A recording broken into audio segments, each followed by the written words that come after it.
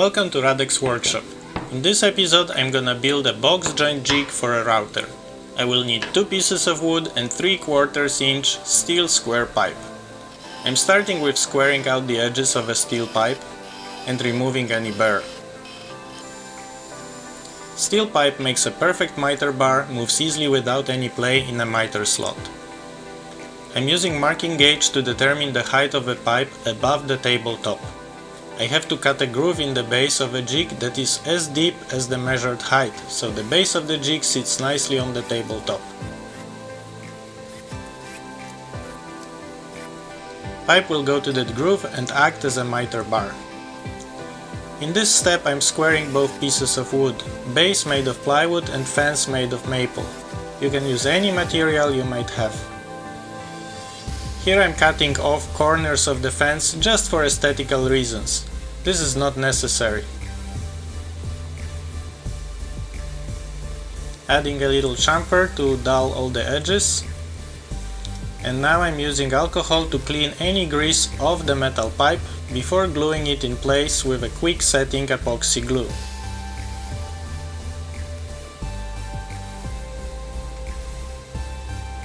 I am clamping this for about an hour. My jig is meant to work with a 1/2 inch spiral router bit. So next I am cutting the hole in the jig's base. I'm marking it on the router first and then moving to the drill press to finish the process.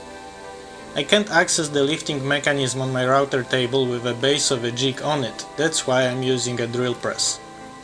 Back to the router, and I'm transforming this hole into a slot. I want to cut a groove for the fence. It would be much easier if I would have done it before gluing the metal pipe. I could have just used a table saw and its fence. Poor planning on my side. Anyway, the slot is cut and I'm cleaning it with a router plane and a chisel.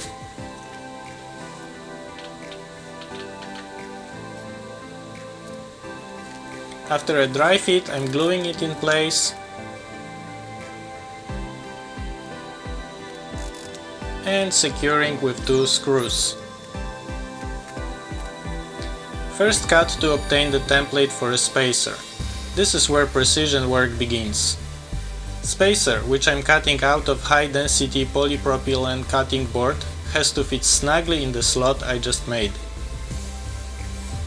I need 2 pieces of that spacer. This setup is to ensure that I will be able to glue the shorter spacer exactly 1/2 inch from the slot in the base. Absolute precision is needed here.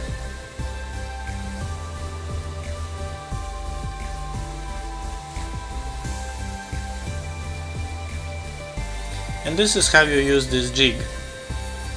I am making the test cut on the long piece of scrap plywood, then cutting it in half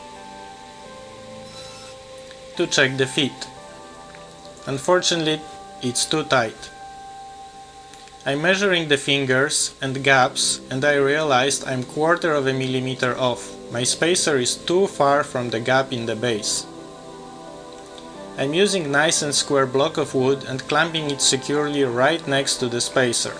Then I remove the spacer and use a gap gauge 1/4 millimeter thick to glue the spacer again, this time closer to the gap.